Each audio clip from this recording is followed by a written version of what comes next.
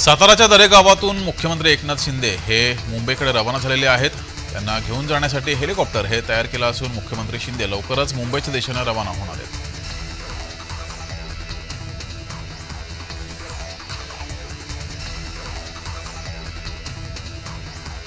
डहाणूच्या सारणी येथील गर्भवती मातेसह तिच्या गर्भाशयातील बाळाचा उपचाराअभावी मृत्यू झालाय। शिवसेनेचे पालघरचे नवनिर्वाचित आमदार राजेंद्र गावित यांनी मृत महिलेच्या कुटुंबियांची भेट घेत सांत्वन केलं आणि आर्थिक मदत सुद्धा केली आहे।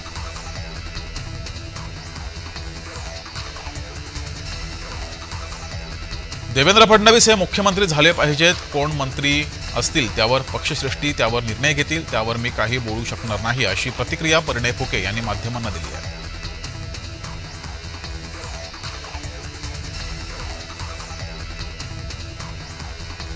सोलापूर उत्तर मतदारसंघामध्ये भाजपाच्या विरोधात निवडणूक लढवलेले राष्ट्रवादी शरद पवार पक्षाचे पराभूत उमेदवार महेश कोठे यांनी मतमोजणी यंत्रावर आक्षेप घेतलाय।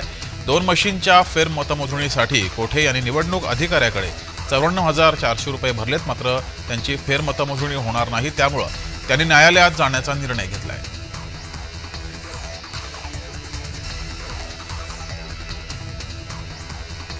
संजय राऊत वायबी चव्हाण सेंटर येथे शरद पवारांच्या भेटीसाठी दाखल झाले। विधानसभा निवडणूक पराभवाबाबत चर्चा होण्याची शक्यता आहे, तसंच ईव्हीएम बाबत देखील चर्चा होण्याची शक्यता आहे।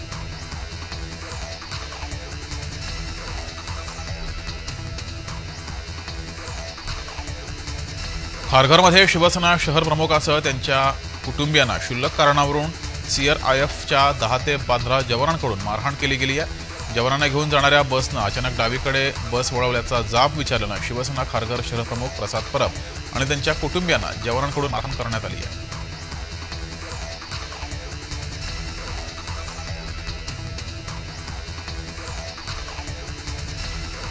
राज्याचे काळजीवाहू मुख्यमंत्री एकनाथ शिंदे गेल्या 3 दिवसांपासून दरे या गावी असून त्यांना भेटण्यासाठी शिवसेनेचे आमदार महेश शिंदे आले।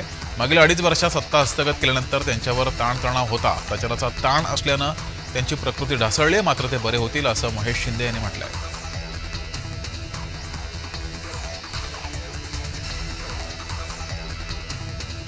मनोज जरांगे पाटील धाराशिव जिल्हा दौऱ्यावरती आहेत। कुलस्वामिनी तुळजाभवानी मातेचं दर्शन घेतील, त्यानंतर पुढे पंढरपूरकडे ते रवाना होणार आहेत।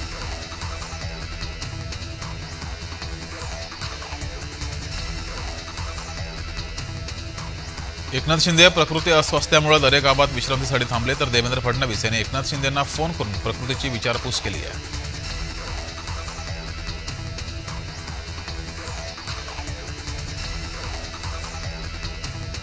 गेल्या 2 ते 3 दिवसांपासून डोंबिवली मतदारसंघातच आहे। सद्यस्थितीत डोंबिवलीकरांच्या भेटीगाठी घेत असून त्यांच्याशी संवाद साधतोय। या 2 दिवसात किंवा मध्यरात्री कुठल्याही वरिष्ठ नेत्यांच्या भेटीसाठी दिल्ली अथवा अन्य ठिकाणी गेलेलो नाही, त्यामुळे कृपया प्रसारमाध्यमांनी कोणत्याही प्रकरणाची शहानिशा करून बातम्या चालवाव्यात, असं रवींद्र चव्हाण यांनी म्हटलंय।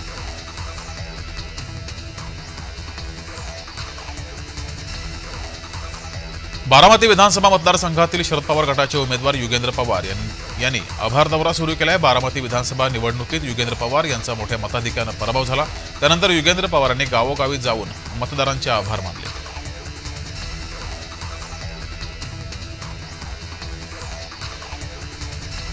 मुख्यमंत्री पदाचा तोडगा निघत नसल्यामुळे एकनाथ शिंदे यांनी आपल्या आमदारांना मतदारसंघात जाऊन लोकांशी संवाद साधण्याचे आदेश दिले होते। त्यानुसार गुलाबराव पाटील हे देखील जळगाव जिल्ह्यात दाखल झाले। शिंदे पुन्हा मुख्यमंत्री व्हावे असे जनतेला वाटणं स्वाभाविक आहे, असं गुलाबराव पाटील यांनी म्हटलंय।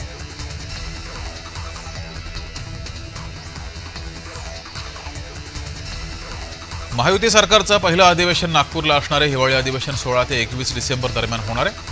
प्रश्न उत्तरांचा कालावधी नसल्यानं पहिले अधिवेशन कमी दिवसांचं असणार आहे।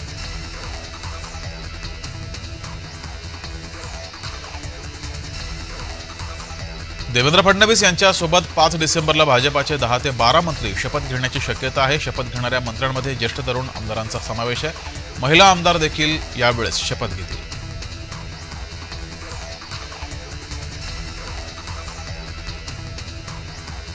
देवेंद्र फडणवीस यांच्या नेतृत्वाखालील शपथविधी येत्या 5 डिसेंबरला संध्याकाळी 5 वाजता मुंबईमध्ये आझाद मैदानावर होणार आहे। यावेळेस देवेंद्र फडणवीस यांच्या नेतृत्वाखाली सरकार स्थापन होणार आहे। भाजपा पक्षश्रेष्ठींनी या संदर्भात माहिती दिली आहे।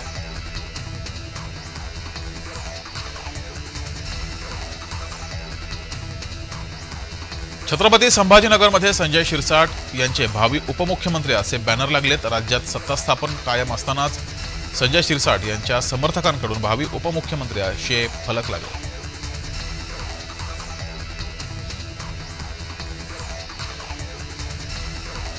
दिल्लीतील ग्रेटर कैलास भागात पदयात्रेदरम्यान दिल्लीचे माजी मुख्यमंत्री अरविंद केजरीवाल यांच्यावर पाणी फेकण्याचा प्रयत्न करणाऱ्या तरुणाला पोलिसांनी अटक केली आहे। अशोक झा असं या तरुणाचं नाव आहे।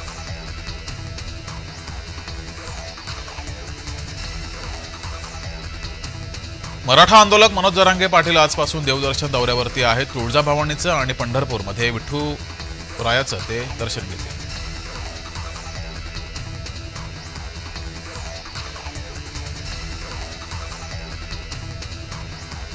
काँग्रेसचे आमदार नाना पटोले यांचा निवडणुकीनंतर पहिल्यांदाच मतदारसंघात आल्यानंतर कार्यकर्त्यांकडून जंगी स्वागत केलं गेलं। कार्यकर्त्यांना खचून जाऊ नका, हा जो विजय आहे तो कार्यकर्त्यांचा आहे असं मार्गदर्शन नाना पटोले यांनी केलंय।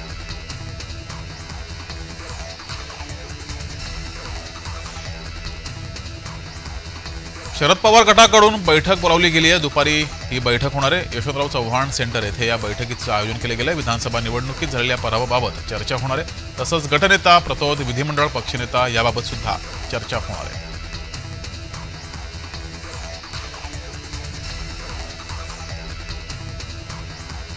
भाजपाचे राष्ट्रीय अध्यक्ष जे.पी. नड्डा यांची राष्ट्रीय सरचिटणीस विनोद तावडे यांनी भेट घेतली। जे.पी. नड्डा यांच्या घरी दोन्ही नेत्यांमध्ये सुमारे तासभर चर्चा झाली। या बैठकीत महाराष्ट्रातील राजकीय परिस्थितीबाबत चर्चा झाल्याचं सूत्रांनी सांगितलं।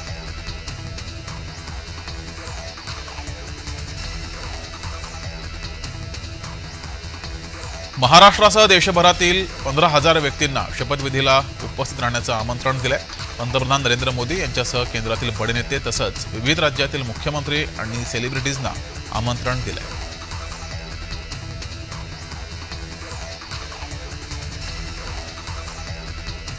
विधानसभा निवडणुकीच्या निकालानंतर मुंबईच्या 36 मतदारसंघामध्ये मोठ्या पक्षांचेच वर्चस्व असल्याचं दिसतंय। मुंबईकरांनी अपक्ष उमेदवारांना नापसंती दर्शवली आहे। राज ठाकरे यांच्या मनसे, वंचित, बसपा या पक्षांच्या उमेदवारांना धक्का बसलाय।